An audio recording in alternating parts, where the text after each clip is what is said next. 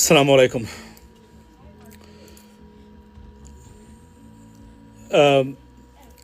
নিশ্চয়ই ভালো আছেন লেডিস এন্ড জেন্টলম্যান সবাই।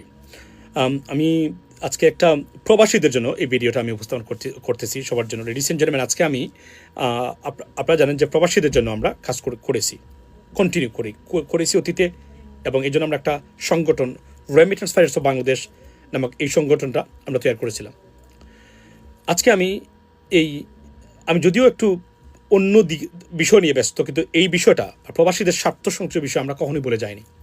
আজকে আমার সৌভাগ্য হয়েছে আমাদের বর্তমান সরকারের মাননীয় প্রবাসী কল্যাণ মন্ত্রীর সাথে বসার। আমি আজকে ওনার প্রায় 40 মিনিটের মতো একটা ইন্টারভিউ নিয়েছি, এবং সেখানে আপলোড করেছি আমার ফেসবুকে এবং ইউটিউব চ্যানেল ইউএস বাংলাতে। লেডিস এন্ড জেন্টলম্যান, এখানেও আমি আপনার দেওয়ার চেষ্টা করব বিভিন্ন ইস্যু।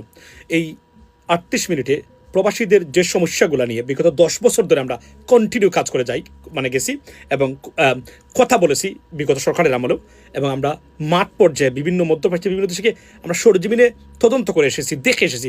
সেই বিষয়গুলাই নিয়ে আমরা কথা বলেছি, এবং প্রত্যেকটা বিষয় পদক্ষেপ নিচ্ছেন বলে সরকার, এবং তাদের অলরেডি অনেকগুলো ভিজিবল না এখন পর্যন্ত, বাট ভিতরে সরকারের ভিতরে এগুলো নিয়ে রিল্যান্টলেস এফোর্ট বা কাজ চলছে প্রবাসীদের এই সমস্যা নিয়ে। পার্টিকুলারলি আপনার 50,000 টাকার ভিসা কীভাবে 1.5 লক্ষ টাকা হয়, মাননীয় প্রবাসী কল্যাণমন্ত্রী বলেছেন যে তারা হিসাব করে দেখেছেন মন্ত্রণালয় থেকে, বাংলাদেশে যে ভিসাগুলো আসে এগুলো 1,20,000 টাকার উপরে খরচ করার খরচ যাওয়ার কোনো সুযোগই নাই। এই বিষয়গুলো তারা নির্ধারণ করেছেন। এখন এটাকে কার্যকরী করতে বা এটাকে প্রতিফলিত করার জন্য যে প্রচেষ্টা, সেগুলো তারা নিচ্ছেন। বিভিন্ন দূতাবাস দ্বারা আপনার তাদের যে সার্ভিস দিতে অনীহা এবং হয়রানি শিকার বা সিন্ডিকেট বাণিজ্য, সেগুলো বিষয়ে কঠোর পদক্ষেপ নিচ্ছেন তারা। এবং এই ক্ষেত্রে উনি বলেছেন যে ফ্রেশ ব্লাড তারা এমপ্লয় করার চেষ্টা করতেছেন ওই জায়গাগুলোতে, যেন তারা আন্ডারস্ট্যান্ড করে প্রবাসীদের এই সমস্যা। তার সমস্যা হলো প্রবাসীদের লাশের ব্যাপারে। তো উনি বলেছেন যে মাননীয় প্রধানমন্ত্রী তারেক রহমান সাহেবের নির্দেশ হলো একজন বাংলাদেশি প্রবাসীর লাশ যেন কোনো দেশের হিমাগারে পড়ে না থাকে।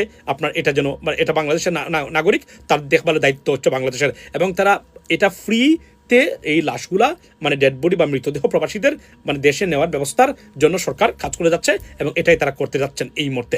গেল একটা, এবং রেমিটেন্স কার্ড তারা চালু করতে যাচ্ছেন। সেটা হচ্ছে যে একটা নির্দিষ্ট পরিমাণ টাকা যদি আপনি বাংলাদেশে প্রেরণ করেন, আপনাকে একটা রেমিটেন্স কার্ড দেওয়া হবে, এবং এটা দিয়ে আপনি এক্সপেডাইটেড সার্ভিস বা একজন ভিআইপি সার্ভিস বলে, যদি উনি মনে করেন প্রত্যেক প্রবাসী একজন ভিআইপি, যদি বাংলাদেশের তথাকথিত ভিআইপির চেয়েও প্রত্যেক প্রবাসীর ভিআইপি মর্যাদা বা ভিআইপি সার্ভিস পাওয়া উচিত বলে উনি মনে করেন।